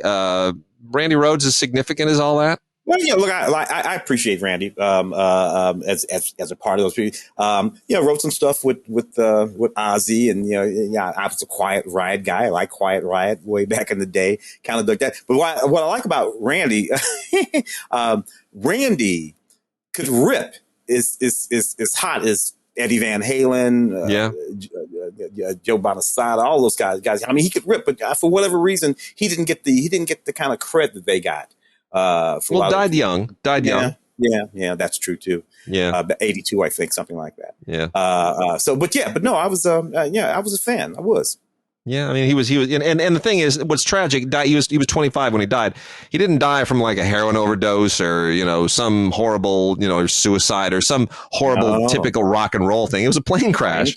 Plane crash, man. Yeah. So it wasn't the usual rock and roll death. It was more the Buddy Holly, the Buddy Holly, the Big Bopper and that whole tragic thing. It was things, Altman Brothers. I think a plane crash got one of those Altman Brothers. I think so too. Yeah. Bernard-Henri Lévy is an amazing figure. If you haven't followed him, he's a French intellectual and journalist and filmmaker and human rights activist. And he's a phenomenal figure. He's just an absolutely phenomenal figure. And he's made a number of films as he has traveled the world. He has dedicated his life to this. He's made a number of films traveling around the world, going to these hot spots, these war-torn places, and basically trying to make a difference. And sometimes he does and sometimes he doesn't, but the films live forever and the films will eventually make a difference. This is 2 discs, 4 films. I wish they were Blu-ray, but they're DVD. They're going to get more distribution this way. He's in Ukraine right now shooting some stuff. I know. Look, Bernard. Yes, absolutely, Henri Bernard. But of course, Bernard got caught up in the whole Me Too-y sort of situation as well. For some things he might have been involved with. But nevertheless, yes, absolutely right. Everything you said about his philosophical and filmmaking excursions out into the world. Yeah. These are 4 films: The Oath of Tobruk, all of them made just in the last 10 years. The Oath of Tobruk, The Battle of Mosul, he was there. Peshmerga, 2016, and then most recently just released a couple of months ago, maybe 3 months ago, The Will to See, which is chilling because there's a point in The Will to See, I think it's in Libya, where I mean, you lose track of where he's going because he goes all over the place. He winds up in Bangladesh, seeing people that he's seen before, and they all love him and they all remember him, and all these, he's just trying to draw attention to war and poverty and all of these horrible things. And at one point in Libya, there's a chase scene in the movie. They figure out that he's in the country, and the terrorists that have it in for him, they are on the road and they are going like 100 miles an hour in the Jeep and trying to lose these guys. I mean, it's right there in the film. It's a real life, and they see the guns, and it's pretty chilling. I mean, his life is always at risk. He's not like the celebrities who go to Ukraine only when there's an accompaniment of enough security and state security and cameras, and when everybody has sort of vetted the situation and said, okay, like when Boris Johnson went and met with Zelensky, it's like, okay, we got to make sure that there are no missiles incoming. Bernard doesn't give a damn. He just he goes where he goes, and it's fascinating. So this is an amazing set. 4 films, and you're going to be riveted by every single one of them. All right, that's it for the docs. Tim, television, Criterion, what else should we dive into? Well, let's do some Criterion, because I want to talk about Lost Highway for sure. Let's talk about Lost Highway. Night of the Living Dead. Which is 4K. Lost Highway in 4K, by the way. It's just, that movie holds up too, by the way. Well. It was at the time, 97, I wouldn't say controversial, but a lot of folks were like, well, what's going on in this movie? But over the years, it has just become a stronger and stronger part of the canon of David Lynch. And I really, really like this movie, of course. One of the near, maybe the last, but one of the near to last performances from Richard Pryor in this movie. That's right. Some controversial figures in this movie that weren't quite controversial at the time, but on their way. Robert Blake in this movie. So anyway, Lost Highway. I always dug this movie and thought it was a super interesting movie. Right up there along inside Mulholland. So big fan of Lost Highway. I am too, and this is a beautiful 4K. It's a 4K Blu-ray combo set. Great interviews with everybody on here. It's just, it's tremendous. The interviews are the gold on this thing, because I know a lot of these people. My wife was working for Lynch at this time, so I remember all these days. I remember the Lost Highway and the Mulholland Drive and the Straight Story. Those were good days, and there was a story every single day. There was a story every single day. And, so I feel like I sort of saw this film birthed. I would talk to her, and she'd say like, oh boy, there's this thing in the film, like Robert Blake, he shaved his eyebrows. He shaved his he did what? He shaved his eyebrows. You're going to love it. It's great. I was there through the embryonic evolution of this film, and it was great to see it come together. And I remember when we went to the first screening of it, it was just like, man, this became my favorite Lynch film. Yeah. Now, my wife prefers Mulholland Drive, because her hands are in it. She hand doubled for Naomi Watts in one shot. But I think Lost Highway is just like the perfect Lynch film. It's amazing. And I also love it because it wound up inspiring Cachet. Oh yeah. Right. So there's a crossover to Cachet, which I think is quite interesting as well. Let's talk about some other Criterion stuff. There's another 4K here. We're still not done with 4K today, people. It's an interesting little thing. So, Night of the Living Dead in 4K. George Romero's original Night of the Living Dead. Not the visually most stunning film ever. Made for $1.50. Should this be in 4K? Tim Cogshell. Well, sure. Why the hell not? For one thing, I saw it. I just saw it because you're running these things on all the the regular over-the-air broadcast channels. And that 16 millimeter, probably 3/4 inch tape or whatever the hell it was, they were broadcasting. It looked pretty soft. There were literally things were disappearing. And that big explosion scene, with the, when they do the, out with the gas pumps and all that kind of stuff, it really just flared out the entire screen. It was just a flare. It was like a flare went off. So I imagine that won't happen so much, on this 4K, that they will have actually used the 4K to bring some of that information down a bit and create some edges. Which is what they do. Remember, this was shot on 16 millimeter. Yeah. 4K has more resolution than 16. So you are at a resolution that exceeds the original quality of the film. Yeah. So that makes it very interesting, and I think they've done a really, really good job. What I love on here is this piece where with Frank Darabont, Guillermo del Toro, and Robert Rodriguez, when you get filmmakers who sort of can sing the praises of what this film means to them on many different levels, very, very interesting. And there's so many extras on here. It really is. It's pretty great. It's pretty great. So the film is on a 4K, and then there are 2 Blu-rays that have all of the extras, and there are a ton of extras. It's really cool. But what's also out on 4K is The Return of the Living Dead from 1985. That is not from Criterion. That is from Scream Factory, Shout Factory. But this also has 3 discs. 4K plus 2 Blu-rays with all this additional extra material. But the 4K also has a ton of, new 4K scan, the audio commentaries, and like 4 audio commentaries. It's really pretty astonishing. So the question I have is 1985's Return of the Living Dead, which was directed by Dan O'Bannon. Yeah. This movie so lives in 1985. And it so does, doesn't it? Way. I mean, the poster with the punks with the mohawks, and because that was a thing in 1982. And when you watch this movie, I mean, all the clothes, nothing whatsoever to do with the original Night of the Living Dead. Right. At all. That's the thing. They really are each completely different. One is very much a Romero film. It's comment, but they both reflect their eras. That's what I wanted to say. Yeah. Is the Romero film uses the genre to comment on, race relations and social anxiety and atomic age anxiety and all these things. And it's just people in a house, with zombies. But what I love is they're slow zombies. They're not these like fast zombies of, 28 weeks later and 28 days later that run at you at breakneck speed, World War Z. No, these zombies, they're slow and they don't stop. That's even scarier. Yeah.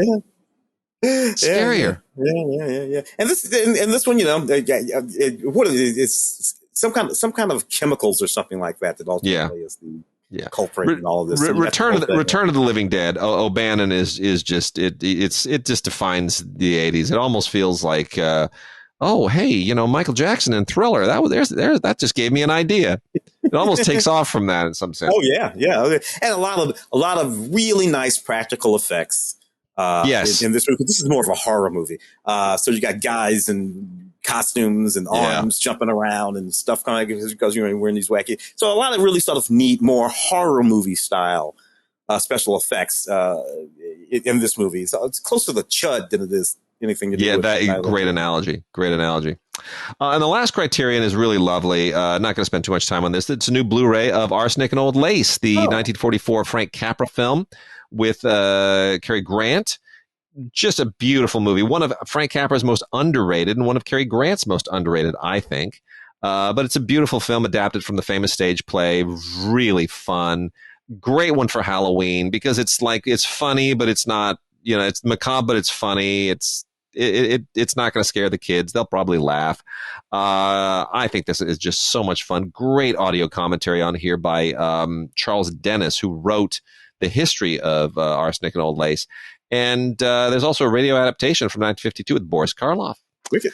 Really, really terrific. Arsenic and Old Lace is like the perfect family Halloween movie, the classic family Halloween movie. Tim, we also got a few films here from Imprint, the Australian house, Via Vision's Imprint line. This is a great bunch of releases from Imprint. You'd have to get these as imports, but I recommend that you do. Mickey Rourke in Barbet Schroeder's Barfly. Wonderful boxed set here. I didn't like this film when it came out. It has grown on me. I think I didn't like it because I didn't appreciate how well Mickey Rourke depicted Bukowski. And I didn't much care for Bukowski, but my appreciation has improved over the years. I don't know. What's your feeling about Bukowski? Well, I was never a particularly big fan of Bukowski, his writing or just him. He's just, I'm not a big fan of drunks, particularly obnoxious drunks. But that's why I like this film. This film made me appreciate all of that a little bit more. Faye Dunaway actually very strong in this movie, and it's a really, really great performance from Mickey Rourke. So this film made me care about and think about a poet, a writer, drunk in ways that I hadn't before. So I still like the film better than I like Charles Bukowski. I would agree with that. A lot of great interviews on here. Audio commentary with Barbie Schroeder. Audio commentary with a couple of LA historians and preservationists. And then there's also a documentary, the Charles Bukowski tapes, which is also, it kind of gives it that perfect context. So really, really pretty terrific. One of the more interesting 80s era films. And then the other imprint releases, beautiful release of Dersu Uzala, the Akira Kurosawa film. Really, really nice. I wish this was 4K, but it's okay. A lot of great extras on here, including a documentary mapping Kurosawa, A History of Dersu Uzala, and audio commentary by Stuart Galbraith IV. Brand new audio commentary. Also, I'm going to get to the one that I'm most excited about. Also, Harem, the Arthur Jaffé film that stars Ben Kingsley and Nastassja Kinski. Got a little bit maligned at the time, I think unfairly, in 1985. Yeah. Really a much better film than a lot of people have given it credit for. And the audio commentary by Scott Harrison reevaluates that, as does the video essay by Kat Ellinger. And then here's Adrian Lyne's Lolita. Talked about getting back to Adrian Lyne and his films that don't date well in the Me Too era. Now, this one, I kind of, for one thing, Dominic Swain, I think that was a young woman's name, right? Yeah. And that Lolita. Sure was. She was just really amazing in that film. She was. Yeah. And I think it was Jeremy Irons, and we sort of Jeremy Irons. What year was it? Because it was set in the present of whatever year 1997. 97, and in the context of 1997. All right, so we're way 40 years from the Vladimir Nabokov and all that kind of stuff. Yeah. So we're not in that era anymore. Yeah, we're in sort of present day 1997, which is well before the Me Too and all of that sort of here. And this film still took a little bit of heat, but I thought he pulled it off. I thought he found the exact right timbre for this film that is supposed to make you uncomfortable. If the film didn't make you uncomfortable, the book, the film, either one of the films, then there's something wrong with you. If you're feeling squirrely, the film is working. I have very interesting and evolving feelings about this movie. I am a huge fan of the Kubrick Lolita from 1962. I watch it probably once every 6 or 7 weeks. I practically have that film committed to memory. A significant portion of my love for that film is, of course, that I love Peter Sellers and all the shtick that he does in it. And the other part of my love for that film is my love for Shelley Winters and all the shtick that she does in it. Yeah. Which is hilarious. A lot of funny in that movie. Ain't no funny in this movie. There's no funny in this movie. So my first reaction to this was like the Kubrick film with all the jokes taken out. Why would I like that? But it is more faithful to the novel. Now, that doesn't denigrate either film, because Kubrick was known for basically taking written material and turning it into his own thing. Stephen King hates The Shining, cannot stand it, because it's not the book that he wrote. It's the movie that Kubrick made. Kubrick said, I'm going to take that and I'm going to make my own thing out of it. Kubrick did the same thing with Lolita. It's not what Nabokov wrote. It's what he decided he was going to make out of it. This is what Nabokov wrote. So I think you have to sort of look at each film and say, they're different things. I'm not going to compare them. It's really unfair. And I used to, and I think that was unfair.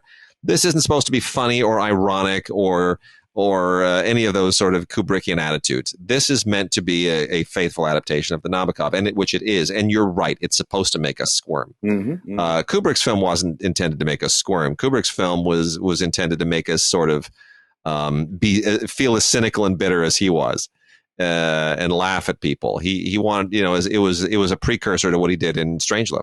Yeah, and I'm because as I recall, this film too was still set in like the 50s or the 60s. Yes, it was less.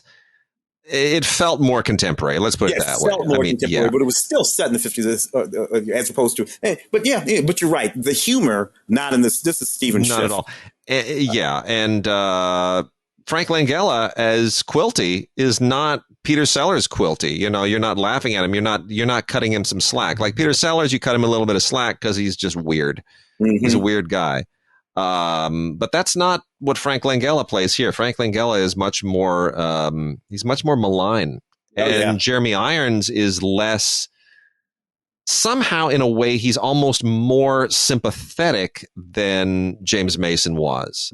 And I know I'm comparing again, which I said I wouldn't do, but he seems to be sicker and less amoral. And, you really kind of come at the material a little bit differently here. Also, I love the Ennio Morricone score. I think it's actually sensational. Yeah. And Melanie Griffith is not Shelley. No. They're not kind of doing the same thing, not even physically, because part of what Shelley was doing had to do with her physicality, her size and all that. Very much. She shows it. She steals the scene from Peter Sellers when they're dancing. Yeah.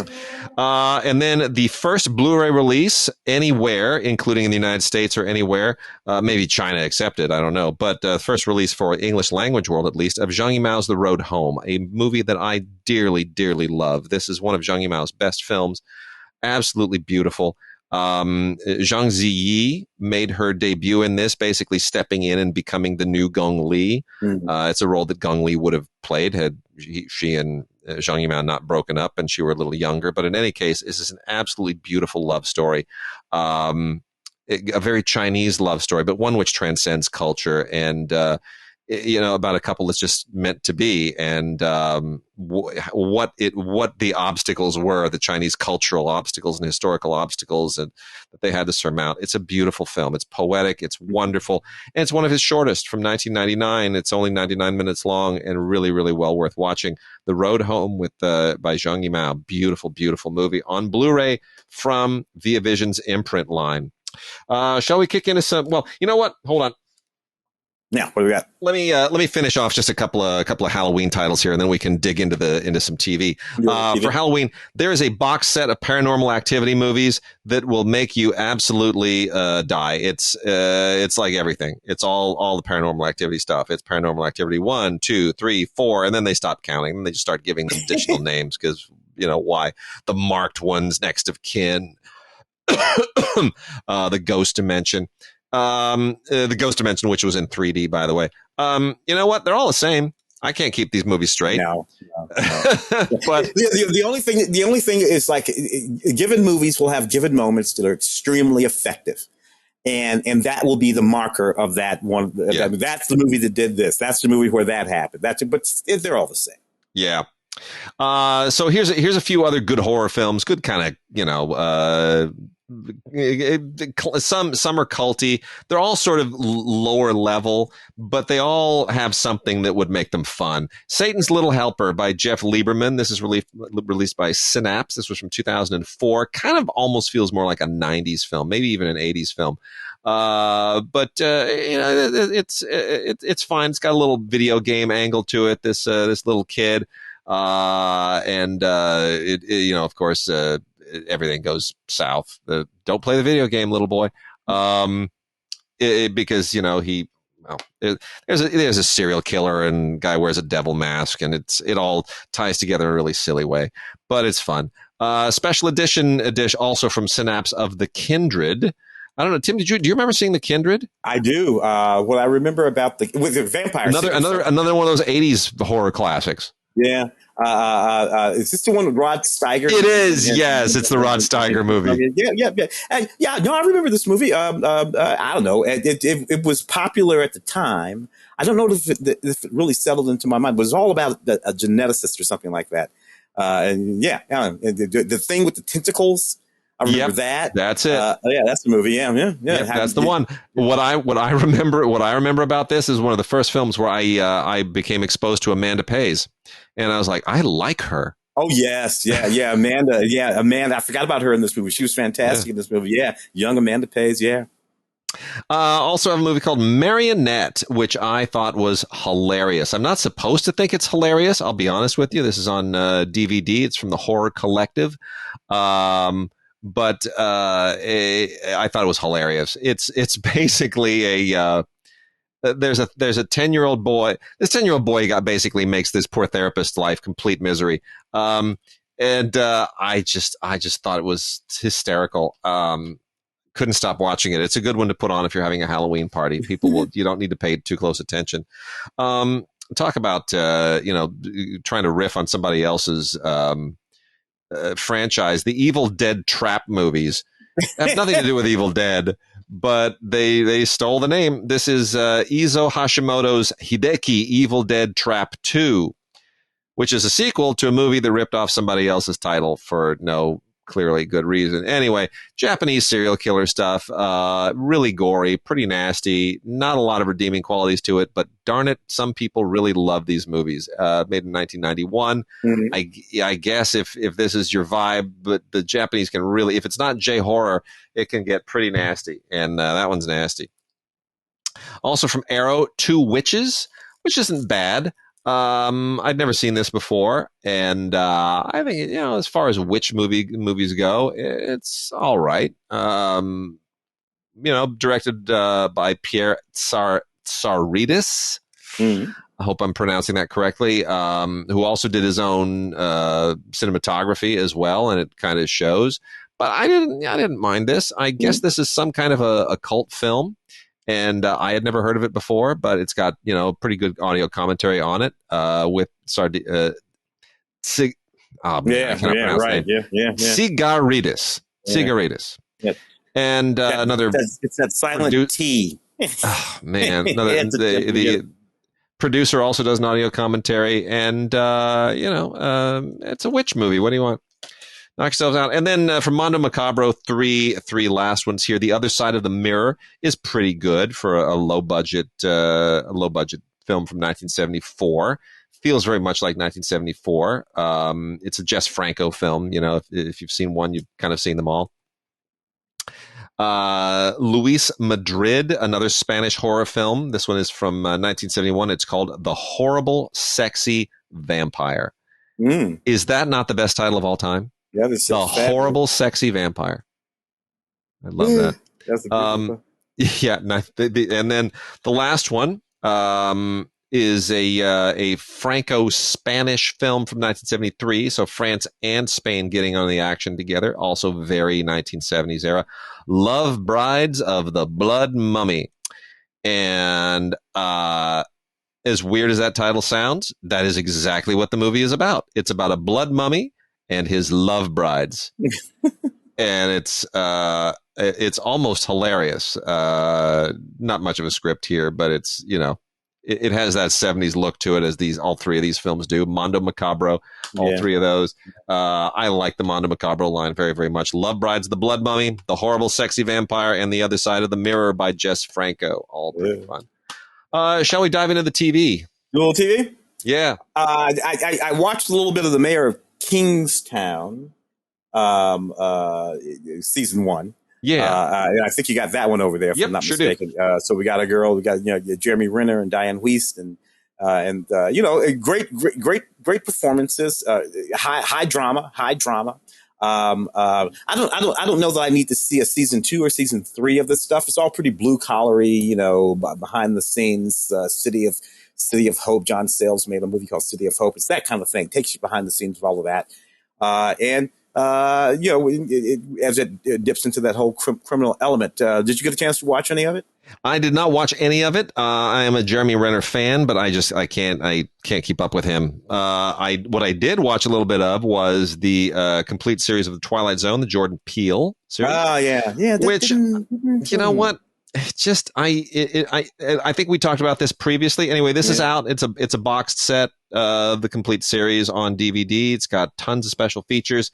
But we talked about previously, I would have rather they'd gone to Jordan Peele, and instead of saying, could we use you to rebrand Twilight Zone, if they had gone to him and said, could we do an anthology show? Like, what kind of anthology show do you want to do? Why do we have to stick with the Twilight Zone brand?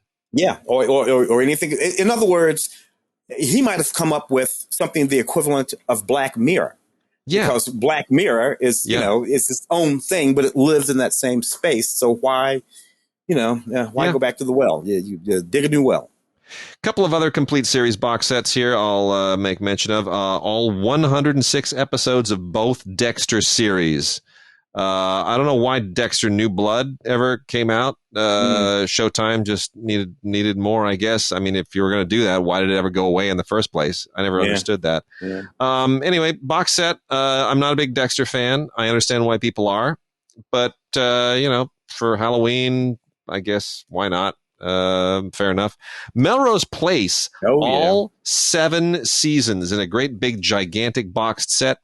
And Tim, I actually sat down and I watched all 7 seasons on. No, I didn't. I didn't have to. I watched all 7 seasons across the arc of the 7 seasons. Yeah, between 92 and 99. Darren Star, who came in hot. And went on with Sex in the City and a whole bunch of other stuff that he's been doing. But Darren Star created this, came in hot again, gave us a whole bunch of folks who, went on to do some really interesting things. Not all of them, but some of them did. But I certainly loved my Heather Locklear and a whole lot of the folks that came out of this extremely sort of. This is nighttime soap opera that was, popular back in the day. I know over in the CW, they've got something like Dynasty and a few of the other ones. I think Grant Show, who was in this show, is even in one of those shows over there, and Jack Wagner and whatnot. I don't know. This stuff was super duper popular back in the day. Spinoff from 90210, I think. Or was it a spinoff or just? It was kind of it semi spinoff. If I recall. But I had forgotten that Alyssa Milano was on this. Yeah, Alyssa Milano. And Lisa Rinna was on this. I mean, you forget who's on it. Yeah, all these guys. I like that. Lisa Rinna, and you got Rob Estes. A lot of Daffy Zuniga that just came through this show. Yeah, Bridget did an episode of Melrose Place. Really? Yeah, she did. So there you go, Melrose Place. And then they tried to reboot it, but it didn't work. Yeah, well, keeping with our earlier theme. Picard season 2. Tell me what you think. I have not seen Picard season 2 yet. I know you're not a big fan of that. The first season I thought was disappointing. And I really only enjoyed it because I was revisiting these characters that I like, but the storyline I did not care for at all. I didn't care for the tone of it. I agree. Sort of weird comical thing that would go on in it sometimes. Season 2, you tell me. Well, I mean, I swore I wasn't going to watch this, and then it came on Blu-ray, and I'm like, all right, fine. They bring back Q, which I feel is like a little bit of a desperation thing. Like, first season didn't work. All right, let's go back to the well. What worked? Q. Let's bring back Q. So it feels a little bit like that. And then, throwing them back into the past to Los Angeles in 2024. Okay. Good choice, because that's post-pandemic, so they don't have to, it's just far enough in the future that they can, they have a little bit of free reign, but it still feels like a cheat. But it's going back to the well, and I'm still kind of trying to, figure out what. I don't think they know where it wants to go. I think they want a show that's centered around Picard, but they can't sort of find their pace. They can't find their groove. They don't know what the show's brand is yet. And I think it's still searching for it.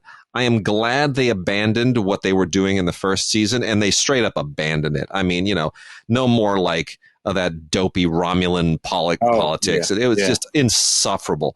But I'm not sure that what they've chosen to do here is much better. It's just different.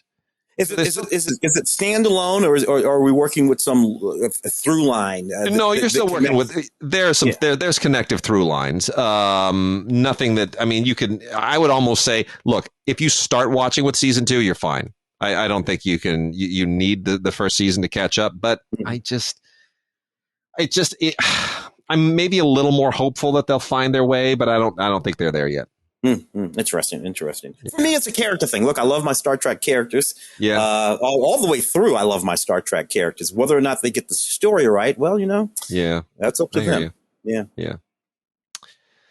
Let's see what else on TV looks worth. Let's see over here. Have you paid any attention to the Walker reboot? We talk about this all the time. The reboots of our 80s series. Again, a reboot that has almost nothing whatsoever to do with the shape and tone and timbre of the Walker Texas Rangers series, Chuck and whatnot. Very. This is just not connected. Jared Padalecki playing Walker. It's really a family drama, this show. Yeah. It has to do with the ranch and the losing the ranch, and some things go down with inside the Texas Ranger stuff. But it's not so much about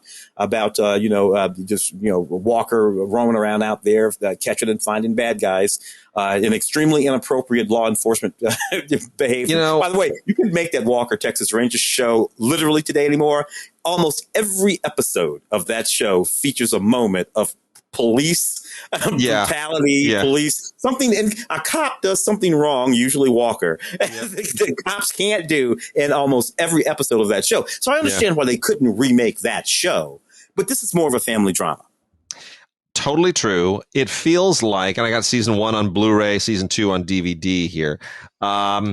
It feels like to me that it is almost more inspired by Yellowstone and to some degree by the Kentucky series, the title of which is escaping me right now, with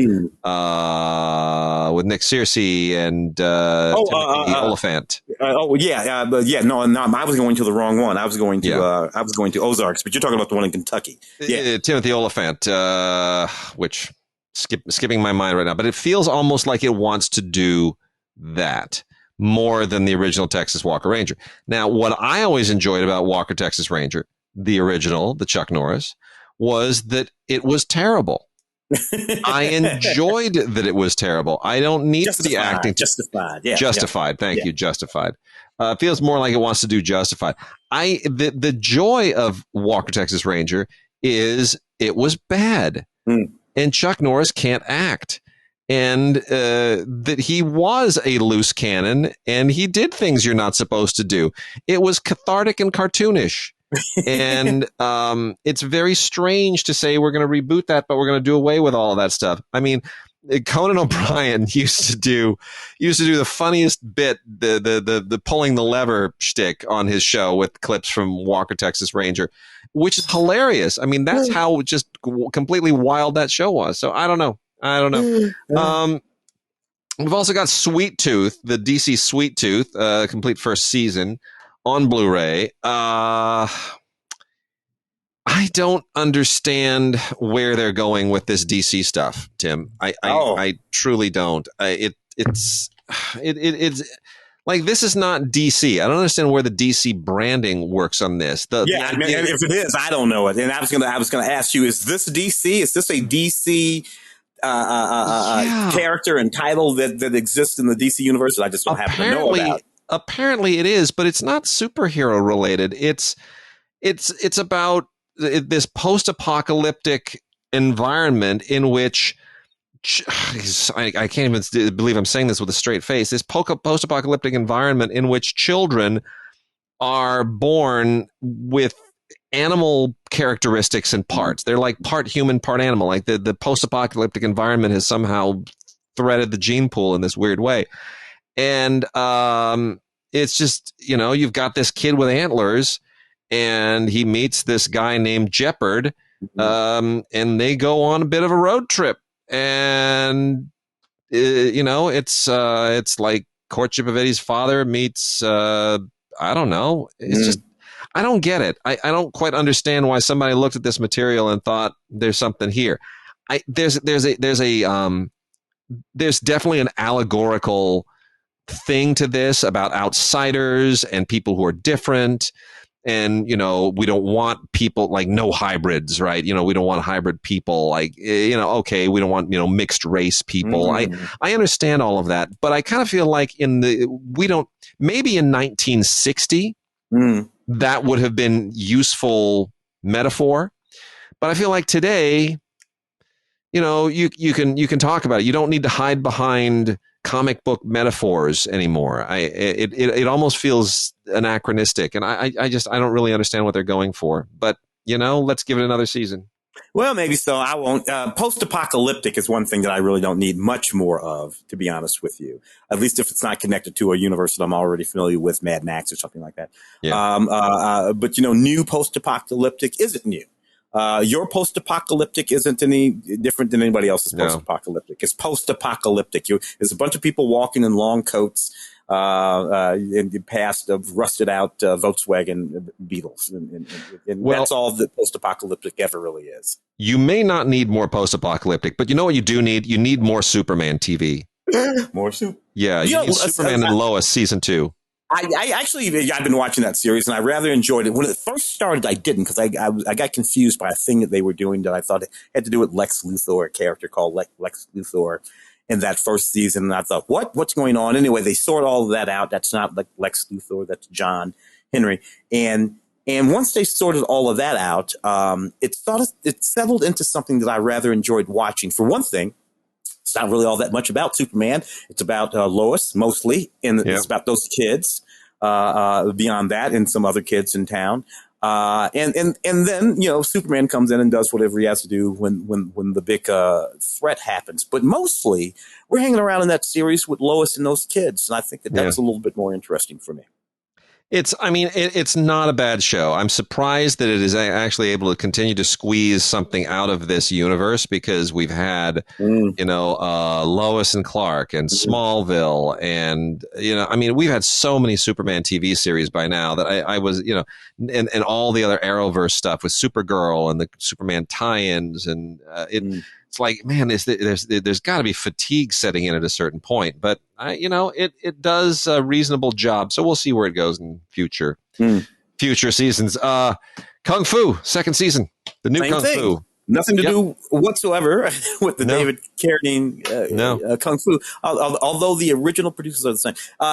Nevertheless, once I separated myself from that and I just started paying attention to the show, which is about a girl. About a girl who did in fact go away and from her San Francisco family and then the little restaurant that they run in her family, all that kind of stuff, and comes back and there's some mystical, magical stuff going on in this show that there was no mystical, magical stuff going on in the other Kung Fu. So if you let all of that slide, this is what I enjoy about this show. I enjoy the lead, Olivia Liang. Yeah, she's good. Wonderful. She plays Nikki Shin. She's just wonderful. And I can watch her doing just about anything. And several of the other, some of the characters at the top, Shannon Dang, who plays her sister, and Eddie Liu, who plays her boyfriend. I kind of enjoy all of these people. I don't pay too much attention to the storyline that's going on, but I can watch Olivia just sort of roam around this show pretty much all day. She's cute and funny and sexy, and she kicks ass. Me, Wade, I don't need much more than that out of a lady. I hear you, and I do not disagree. Time Life has a nice little box set here. Ed Sullivan's Rock and Roll Classics. Oh. Yeah. The rock and roll performances I take. It's amazing stuff. This is all the great performances from Ed Sullivan's show. And it's unbelievable. It's 10 discs. And there are 128 performances on here. And it blew my mind because a lot of them I didn't even realize had ever been on the show, like the Bee Gees. Bee Gees, Ed Sullivan, I never put those two together. I had no idea. I don't know that I did either. I don't know that I did. I don't know that I knew the Supremes had ever been on the Ed Sullivan show. It's Stevie Wonder. Buddy Holly I knew, but I'd forgotten how good it was. I knew about the Animals. I didn't know about the Association. I think I knew about the Byrds. I didn't know about Creedence Clearwater Revival. I didn't either. I didn't know about Janis Joplin. I didn't realize Janis Joplin. I didn't know Janis had been on there either. Wow. Yeah. It's amazing. Tom Not Jones. To mention the comedians. There's a lot of comedians too. And as much as I love Tom Jones, I love my Tom, who just performed here locally just a couple of days ago. He's waiting for a hip transplant, but he's got a cane on stage and he's letting it loose. And God love him, he's over 80, and the man still that voice is the same. Me and Tom both. But the thing that I remember, the thing that just sticks out with Tom's performance on this is that it's not unusual and he's snapping the whole time, right? He's snapping and it's distracting, and you want him to stop. You just want to go like whisper into his earpiece, Tom, stop snapping. But it was live. It was live TV. I love it. It was live TV, and he's in his 20s. Cut the guy some slack. Anyway, Ed Sullivan's Rock and Roll Classics, amazing. 10 DVDs. It's just gold. That's just beautiful stuff. Let's talk a second. We're both basketball fans. Oh, Winning Time. Winning Time. Winning Time, the rise of the Lakers dynasty. This must be weird for you, though. Having grown, so I mean, look, I'm a basketball guy, but I grew up in St. Louis. I'm watching all this period from the late 70s, middle 70s through the 80s. From there, at least until 1990, and this certainly, overlaps into there. But you were here the whole damn time. That right down there, that stadium, these people. I went to games when I was a kid. I saw Norm Nixon play. I saw Jamal Wilkes play. I saw Magic and Kareem play. I have seen Kobe and Shaq play. I've been here. I was here through this whole dynasty, right? But I remember before and I remember the after. And this is, of course, basically the rise of the dynasty, beginning with Jerry Buss buying the team. Yeah. And bringing in, Kareem and Magic and it's that moment. It's Jerry Buss. And I gotta say, it's, Adam McKay has taken a lot of liberties with this, which have pissed off a lot of people. Kareem hates the show. Magic hates the show. Yeah. Kareem and Magic never got along on the team, but they worked together. Jerry West probably had a few legitimate complaints. They make him look insane on the show. The person that they depict him as here is not Jerry West, not even by any remote stretch of anything. Jason Clarke is not Jerry West. Some of the performances I'm fine with. Some of them I'm like, it's not really getting it right. I think John C. Reilly's Jerry Buss is hilarious and lascivious and unscrupulous and completely unhinged. And it's a brilliant performance. And it has nothing to do with the real Dr. Jerry Buss. But it's his thing. I met Dr. Buss a bunch of times. Dr. Buss definitely liked the latest. Jerry definitely liked the latest. But Jerry was a perfectly rational human being. Yes. He was not. He was not. In the same way, that's not. I have a problem with the series for the same reason a little bit, Wade. It's because I'm watching it, and some of these people I've met, Yeah. And I met Magic Johnson a bunch of times in the past 30 years, and Quincy Isaiah there with that smile, he's pulling it off. He is. He's not as big as Magic. Magic is like a foot taller than this. This kid is probably 6'6". Magic's like 6'10".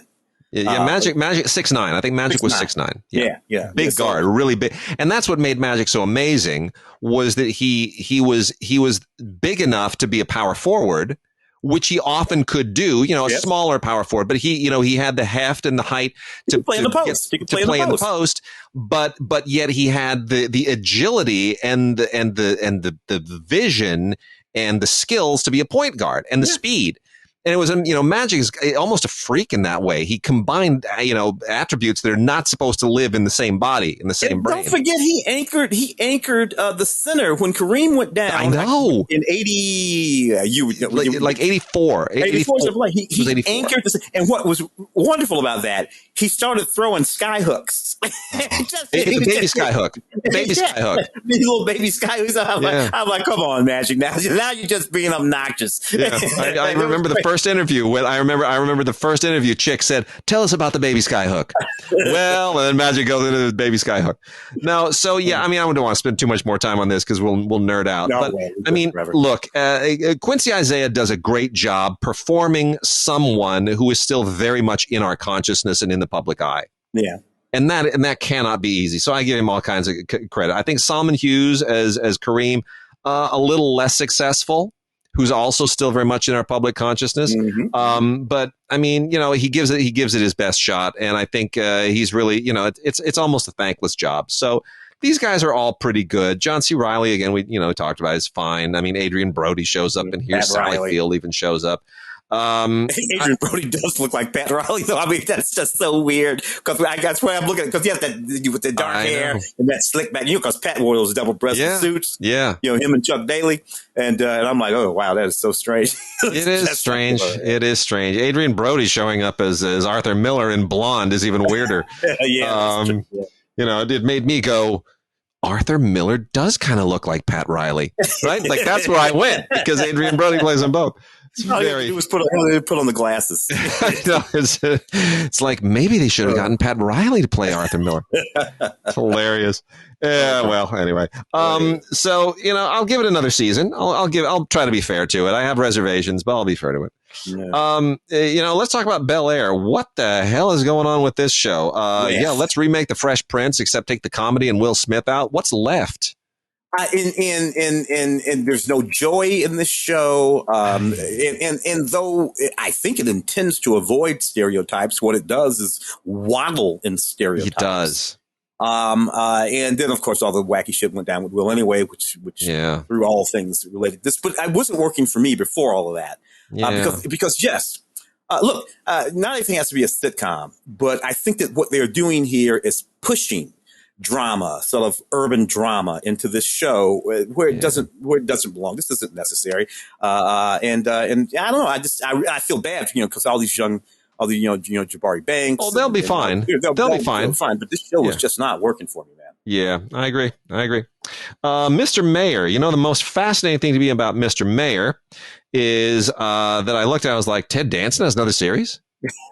Is it like more series than Robert Conrad? It's incredible. I'm like, all right, whatever. So Ted Danson as Mr. Mayor of Los Angeles, and I guess it works. I mean, a little bit. Only saw one. Tina Fey, one of Tina Fey's things. And Holly Hunter's in it, and Holly Hunter's always lovely. Yeah, I love it. And, he's a quirky mayor, but I swear to God, the one that I saw, I kept thinking to myself, this seems like the literally the premiere episode of Spin City, where Barry, what was his name? Barry. Who played the mayor in that? Michael J. Fox was the little, right. They got, it's like this is literally the same show. It's like the little handler and then the goofy mayor and then and the wacky staff that runs around them. Bobby Moynihan, the wacky staff. I'm like, this is Spin City. Somebody, if Gary David, what's his name, were still alive, he could literally sue these people for taking his show and just calling it the mayor. But it's kind of true. I hadn't thought of that, but it is kind of true. Yeah. Well, in a similar vein is this show Rutherford Falls with Ed Helms and Jana Schmieding, I think is how you pronounce her name. I'd heard some chatter about Rutherford Falls. This is the thing. We live in an era now of such maximum TV. It's hard to catch up on all this stuff.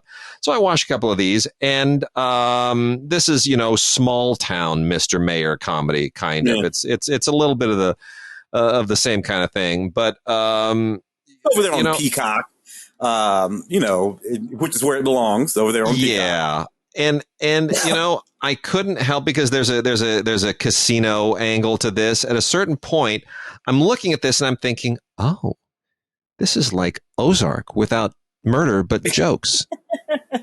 That's what I started thinking. I'm like, oh, if I took Ozark and I took out the murder and the drugs and the debauchery and the sex and the cartels and the murder and the murder, and I replaced it with some jokes, I'd have Rutherford Falls, kind of. Anyway, I always find Ed Helms funny. He's one of the creators on the show too, so I'm happy about that. But that's what it is. The Neighborhood, season 4. Cedric the Entertainer. He's another one coming up on about his 5th or 6th series. All of which he plays the same guy. I know, a grumpy, angry, bad neighbor. No matter who's next door. In this case, it's Max Green or whoever. And it's really, really funny. There's one episode though where they play this storyline where I guess they do some sort of one of those Dr. Lewis Henry Gates genealogy things.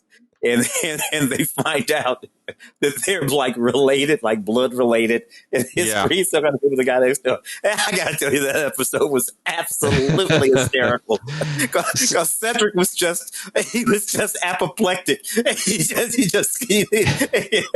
Max was like, "Yo, cuzzo!" Shit was funny. Cedric is an unbelievably gifted guy. He's what makes this would not work without him. No. At all. Yeah. I got a couple of other season 1s here. Hacks and That Dirty Black Bag from AMC Plus. Now let's talk about AMC Plus. This is AMC trying to make the streaming pivot. They are pretending that this is a spaghetti western. They even put a pull quote on the cover of this. I don't know why they say that, other than the fact that it's just kind of a nasty, dirty, conspiratorial Western, that it deals in some of the same themes, but it's not really a spaghetti Western. It's basically more like Deadwood, frankly. But it doesn't quite work for me. It almost feels like it's trying too hard, which I thought Deadwood was too, but Deadwood had style. This looks cheap as fuck. I'm sorry, dude. Yeah, It looks like these Western sets and whatnot. But they look like Western sets, and I don't think you're supposed to. I think it's supposed to be dramatic, and Dominic Cooper is actually pretty good at it. But just even the costumes look like they just came from the rack. And I agree. And so I'm like, this is a really cheap looking show. And what would have made it look better if everything just looked worse? It's just bring it all down a notch. It tells me that AMC Plus doesn't have the audience to justify spending more, is what it tells me. On the other hand, Hacks, which stars Gene Smart, who is just ageless and actually had the courage to... ubiquitous. She's another one. Been on television since what? The early 80s, late 70s? Look, she was in that Senior Citizen movie with William Shatner at 90, and they had a bed scene together. She got into bed with William Shatner and mixed it up, and the woman deserves an Emmy or something just for that. Anyway, no, here she plays this, she plays a famous Vegas performer, and working in kind of, maintaining her career and dealing with this young writer. And, it's an interesting character study. It needs a really good actress in the middle of it, and they have it. And, I don't know where it's going to go per se. It feels like it's still trying to find its voice a little bit. But I think it's kind of onto something. And Jean Smart is such a good actress and so interesting and makes such interesting choices. I'm willing to stick with it. I'm willing to hang with her for a bit. Certainly, that first season I appreciated. Hannah, what is her name? Inbinder. Yeah, plays this the young writer who stumbles into this job that she doesn't really want, and they don't get along, and all of that's going on, and that's all fine. It particularly played between two women. I like that. Usually this would be guys, right? 20 years ago. So that's good. And she holds her own, with this old veteran, but I like that the old veteran, she doesn't give an inch either. It's one of these things where it's not about this new young Gen gal's going to come up and teach the old lady what to do, but it's also not about this old lady just beating down this Gen X or Millennium or whatever the hell they are. Yeah. Either they find that middle ground, where they can both be actual people, and then they start to get along by the time you get to the end of that. Now, my question is, then what's the next season? The second season is already out there. I haven't watched the second season. What season are we looking at here? Season 1? For Hacks? Yeah, for Hacks. What's season 1? Season 1. So season 2 is out there now. I haven't watched any of season 2. But I'm going to, because I'm wondering, where do you go? After they find the equilibrium, that's what season 1 is all about. They're back. Once they find the equilibrium, then what's the show about? So I'm going to watch season 2. That's what I'm wondering too. I mean, it's kind. I don't want to call it a backstage drama. It's almost more like I don't know, the private life of the talent drama. But yeah, once you sort of sort that out, because if you don't sort that out, you're going to be like into the problem of billions, which is how many episodes can you squeeze out between two guys, who are basically just having a rivalry. I mean, that has to go somewhere. Yeah. And eventually they wind up putting a new rival in, right? Or swapping out one of the guys. So anyway, also season 1, Yellow Jackets on Showtime, which I had heard a little bit about. I probably should have watched more because it's, about a girls' soccer team. It's not a girls' soccer team playing soccer. It's about a girls' soccer team in a plane crash and trying to survive. Yeah. And that I thought was very interesting, and it's done very well. They got a real budget here, and the soccer aspect of it doesn't really come into play, frankly. But it's sort of as a I don't know. I don't want to say Lord of the Flies, but as a what was that movie about the soccer team? Alive? Was that it? Oh yeah, Alive. Yeah. Yeah. Yeah, I think it was. It lives in that space. Yeah, it does. Nobody eats anybody, but it lives in that space. It's incredibly well acted, and they've found some unbelievably talented actresses to be in this. Not to mention Melanie Linsky, who's always good, and it's great to see her just not be quirky for a change. Yeah. Heavenly Creatures, man, that was a long time ago. Heavenly Creatures, right? Her and Christina Ricci's in this too. No, Melanie Linsky. No. Which one was she in? Well, Melanie 2.5 Men. She was in one of those movies way back in the day. That made her career. Heavenly Creatures, yeah, she's the other girl. Kate Winslet. The other one was that wasn't Melanie Linsky. That's Melanie Linsky, dude, in Heavenly Creatures. That's Melanie opposite Kate Winslet in Heavenly Creatures is Melanie Linsky. People forget that's that girl. And before one thing, she was kind of she put on a few pounds in those ensuing years. But people forget that was Melanie Linsky in Heavenly Creatures. Well, we got Christina Ricci Wednesday here too. Yes, they're the names in this thing, but some of these other actresses are really, really good. I mean, like Tawny Cypress, I'd never heard of before. She's absolutely terrific. So, and Juliette Lewis is in there too. Juliette down there. I forgot about her. She is. She's also in that thing. Yeah. So let's start to wrap out some of this stuff. I also want to make mention from Shout Factory, we've got for people who just cannot get enough of their Ultraman and affiliated Japanese stuff. There is Kamen Rider Kuuga, Kuuga. Sounds like cougar, but it's not. This is basically if Ultraman rode a motorcycle. There you go. I don't know any other way to put it. It's like it's like all those shows. It's all about the costume and the fighting, and it's very, very silly, but it's still relatively fun. It just lives in that same space. So if you like the series, if you're even remotely curious, Kamen Rider Kuuga complete series. And then let's wrap out with one more here. How about let's see, season 2 of Wife Swap? Why not, Tim? Why does this show exist? Season 2 of Wife Swap. You said, yeah. It's just that's that there. Just season 1 of Wife Swap. So basically, I suppose the idea, these families in different places, they go, you swap the wives, and you take on my family. Who would do this? Why do people do this? And why? I don't know what the notion is behind any of this stuff, and I don't know. Yeah, and there's something so slightly lurid about it all too. It's so lurid. It's just that the stuff that people will do for money, it just depresses me. It really does. I mean, it's not fair to the kids. It's not fair to the families. It's just not fair to anybody. It's just.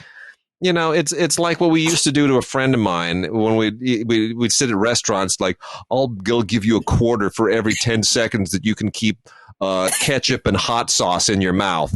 It's like those kinds of games. Like seeing how greedy can a person be that I can torture them and they'll put up with it. Yeah, I don't understand. But anyway, there it is. All right. Thanks, everybody. I hope you have a fantastic Halloween. We might be back before Halloween, but if we are, it'll be just before Halloween. So hopefully Wade, I noticed we didn't do any obits. We didn't. I know. Which I guess there aren't any. I mean, immediate obits. So Coolio died. How long ago was that? About 2 weeks ago. 2 weeks ago, so I guess maybe. But Coolio, lost Coolio, and Nikki Fink died. We should. Nikki Fink, Deadline. Yeah. I guess we should mention Nikki Evil Bitch. I mean, she means probably nothing to anybody who's listeing. That's a very inside Hollywood thing. Yeah, very inside. She cussed me out twice. No, I did not have it coming. But that was the nature of Nikki Fink. That said, Nikki built. Out of a column, that Deadline column was in LA Weekly, or was it in the View? No, she built it herself. It was its own thing, and it became very much an internet presence. And then Variety went and paid her an outrageous amount of money to just run away and retire and let them exploit the Deadline brand. But they've done a very good job with it. Is it better than when she ran it? No, it's just different. It's a little more professional, but less well proofread. But nonetheless, not as mean. Not as mean. Nikki was she was mean. She was mean. in, but you know, she was a throwback. She was a throwback to Hedda Hopper and that you know, that style. But yeah. So I guess we did do the obits. There we did. All right, everybody. Have a great Halloween. We'll see you soon.